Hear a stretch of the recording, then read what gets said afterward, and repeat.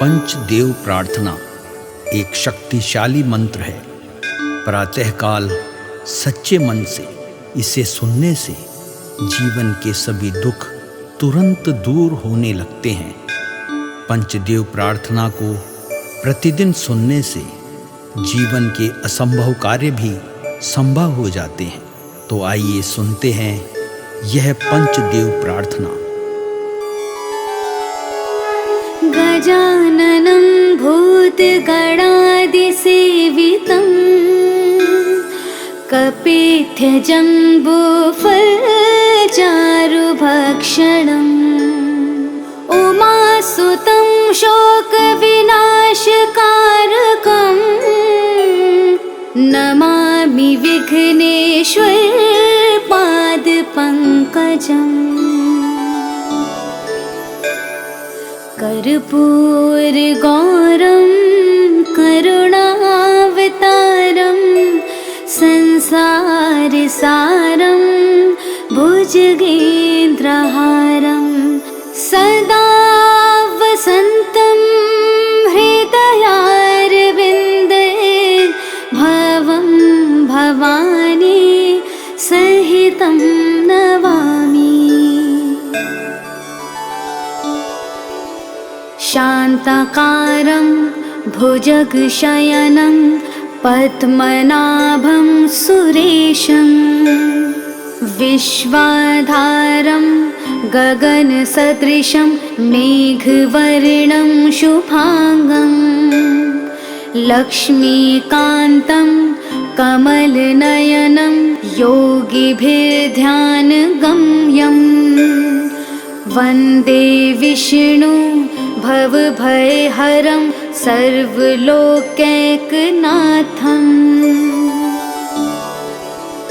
नीलाम्बुजश्यामलकोमलाङ्गं सीतासमारोपितवामभागं पाणो महासायकचारुचापं नमामि रामं रघुवंशनाथम्। मनोजवं मारुततुल्यवेगं जितेन्द्रियं बुद्धिमतां वरिष्ठं वातात्मजं वानुरयूथमुख्यं श्रीरामदूतं शरणं प्रपद्ये। करारविन्देन पादारविन्दं मुखारविन्दे विनिवेशयन्तं वटस्य पत्रस्य पुटेश्यानं बालं मुकुन्दं मनसा स्मरामि।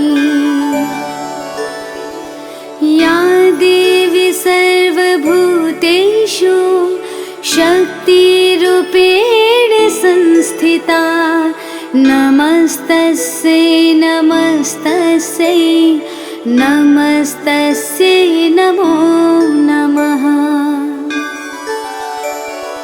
नीलाञ्जनासमाभासं रविपुत्रं यमाग्रजं छायामार्तण्डसम्भुतं तं नमामि शनैश्चरम्।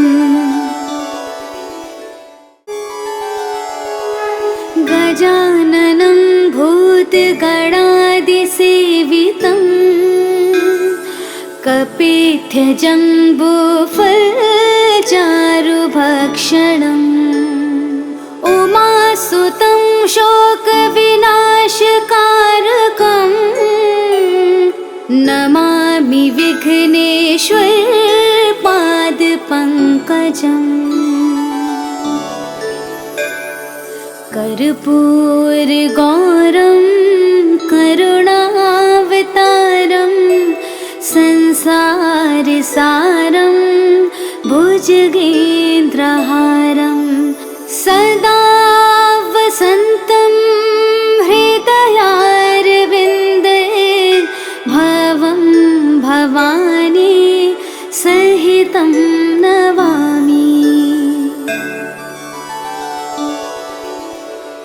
शान्ताकारं भुजगशयनं पद्मनाभं सुरेशं विश्वाधारं गगनसदृशं मेघवर्णं शुभांगं लक्ष्मीकान्तं कमलनयनं योगिभिर्ध्यानगम्यं वन्दे विष्णु भवभयहरं सर्वलोकैकनाथम्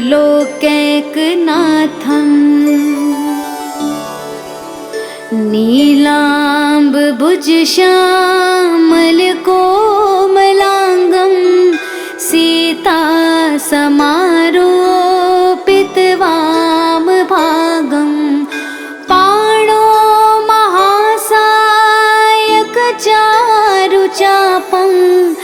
नमामि रामं रघुवंशनाथम् मनोजवं मारुततुल्यवेगं जितेन्द्रियं बुद्धिमतां वरिष्ठं वातात्मजं वानुरयूथमुख्यं श्रीरामदूतं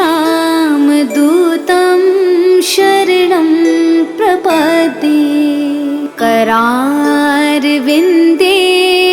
पादारविन्दं मुखारविन्दे विनिवेशयन्तं वटस्य पत्रस्य पुटेश्यानं बालं मुकुन्दं मनसा स्मरामि।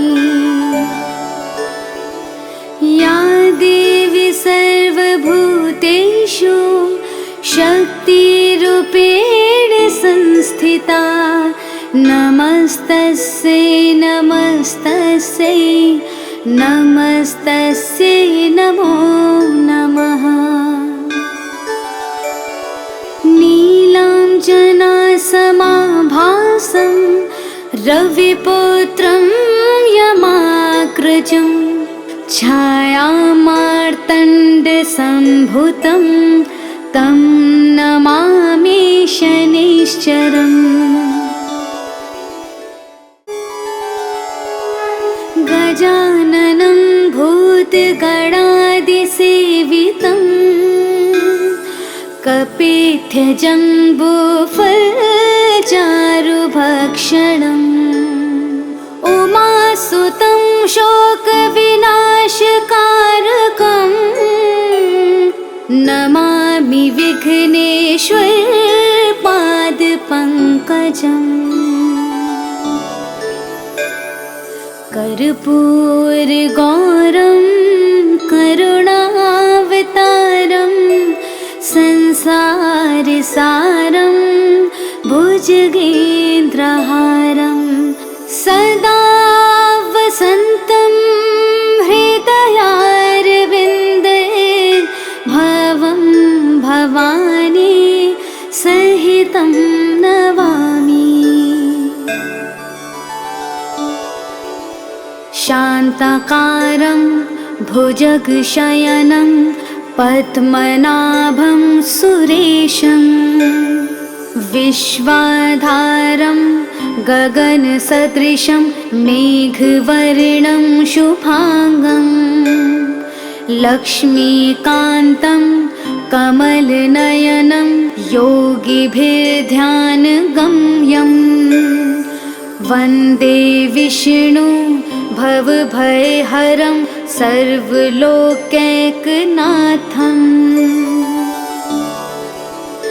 नीलाम्बुजश्यामलकोमलाङ्गं सीतासमारोपितवामभागं पाणो महासायकचारुचापं नमामि रामं रघुवंशनाथम् मनोजवं मारुततुल्यवेगं जिते धीमतां वरिष्ठं वातात्मजं वानुरयोधमुख्यं श्रीरामदूतं शरणं प्रपद्ये। करारविन्देन पादारविन्दं मुखारविन्दे विनिवेशयन्तं वटस्य पत्रस्य पुटेश्यानं बालं मुकुन्दं मनसा स्मरामि। या देवी सर्वभूतेषु शक्तिरूपेण संस्थिता नमस्तस्यै नमस्तस्यै नमस्तस्यै नमो नमः। नीलाञ्जनासमाभासं रविपुत्रं यमाग्रजं छायामार्तण्डसम्भुतं तं नमामि शनैश्चरम्। गजाननं भूतगणादिसेवितं कपित्थजम्बूफलचारुभक्षणम् उमासुतं शोकविनाशकारकं नमामि विघ्नेश्वरपादपङ्कजम्। कर्पूरगौरं करुणावतारं संसारसारं भुजगेन्द्रहारं सदा वसन्तं हृदयारविन्दे भवं भवानी सहितं नमामि। शान्ताकारं भुजगशयनं पद्मनाभं सुरेशं विश्वाधारं गगनसदृशं मेघवर्णं शुभांगं लक्ष्मीकान्तं कमलनयनं योगिभिर्ध्यानगम्यं वन्दे विष्णु भवभयहरं सर्वलोकैकनाथम्।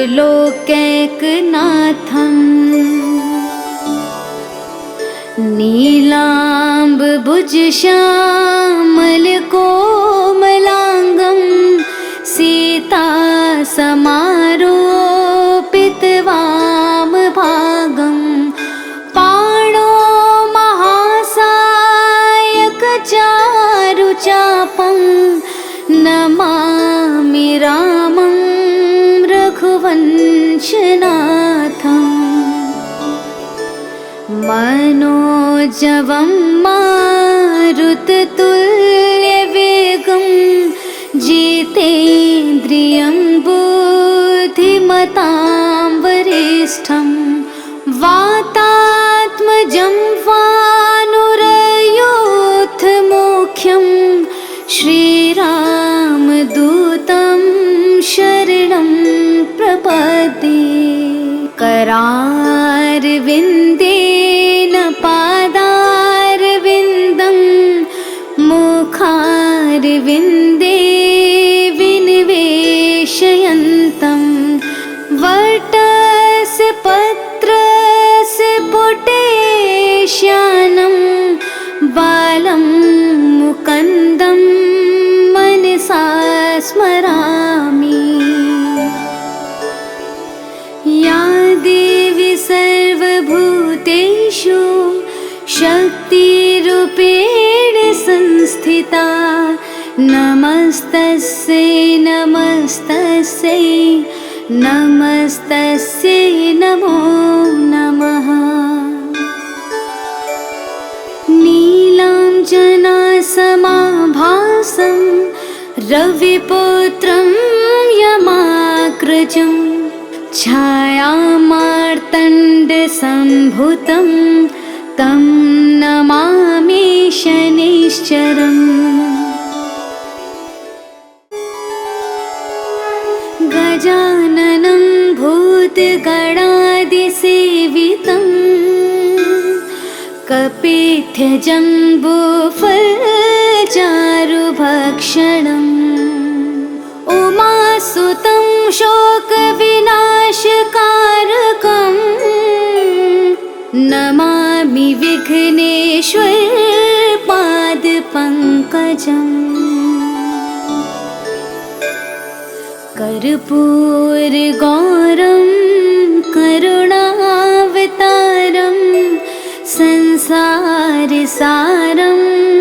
भुजगेन्द्रहारं सदा वसन्तं हृदयारविन्दे भवं भवानी सहितं नमामि। शान्ताकारं भुजगशयनं पद्मनाभं सुरेशं विश्वाधारं गगनसदृशं मेघवर्णं शुभांगं लक्ष्मीकान्तं कमलनयनं योगिभिर्ध्यानगम्यं वन्दे विष्णु भवभयहरं सर्वलोकैकनाथम्।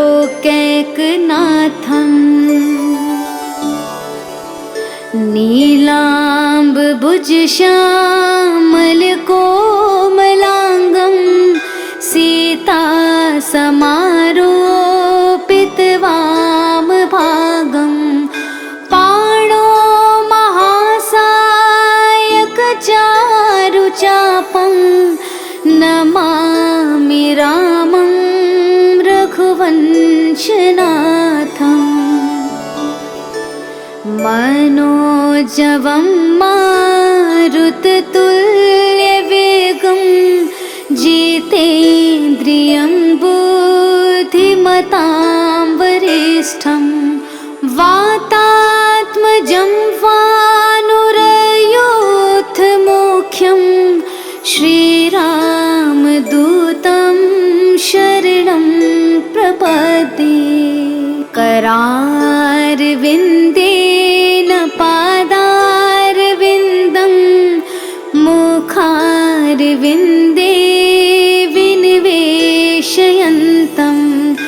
वटस्य पत्रस्य पुटेश्यानं बालं मुकुन्दं मनसा स्मरामि। या देवी सर्वभूतेषु शक्तिरूपेण संस्थिता नमस्तस्यै नमस्तस्यै नमस्तस्यै नमो नमः। नीलाञ्जनासमाभासं रविपुत्रं यमाग्रजं छायामार्तण्डसम्भुतं तं नमामि शनैश्चरम्।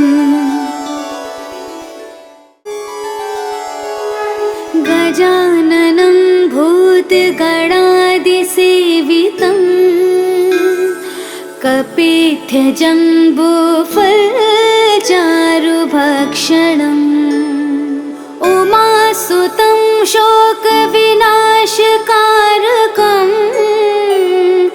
नमामि विघ्नेश्वरपादपङ्कजम्। कर्पूरगौरं करुणावतारं संसारसारं भुजगेन्द्रहारं सदा वसन्तं हृदयारविन्दे भवं भवानी सहितं नमामि। शान्ताकारं भुजगशयनं पद्मनाभं सुरेशं विश्वाधारं गगनसदृशं मेघवर्णं शुभांगं लक्ष्मीकान्तं कमलनयनं योगिभिर्ध्यानगम्यं वन्दे विष्णु भवभयहरं सर्वलोकैकनाथम्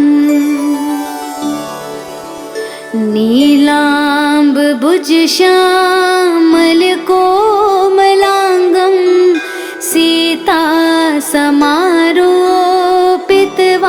सीतासमारोपितवामभागं पाणो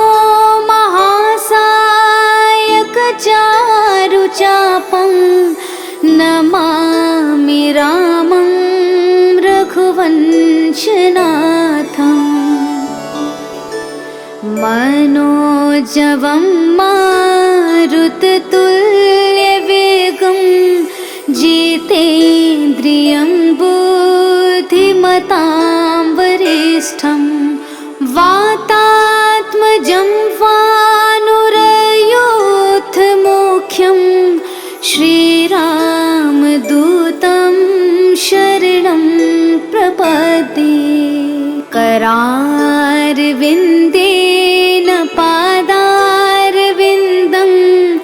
मुखारविन्दे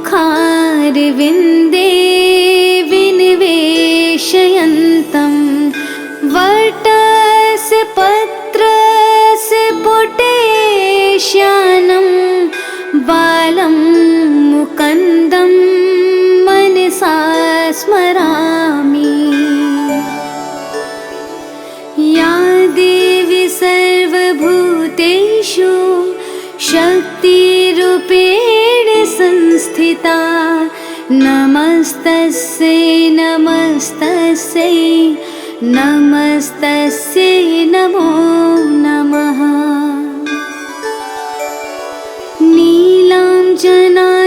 नीलाञ्जनासमाभासं रविपुत्रं यमाग्रजं छायामार्तण्डसम्भुतं तं नमामि शनैश्चरम् गजाननं भूतगणादिसेवितं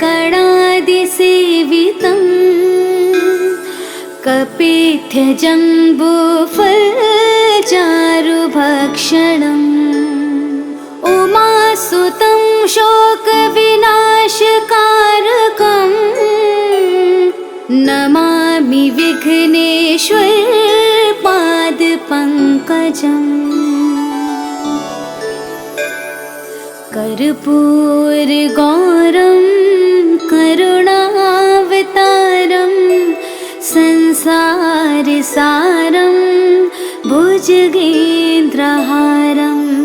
सदा वसन्तं हृदयारविन्दे भवं भवानी सहितं नमामि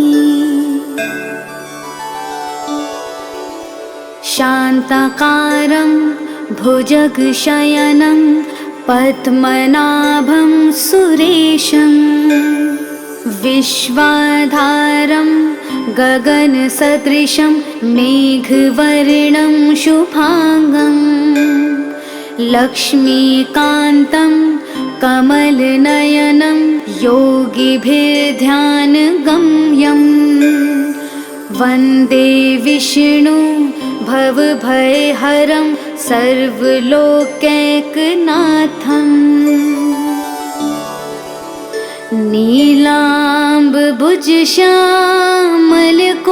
नीलाम्बुजश्यामलकोमलाङ्गं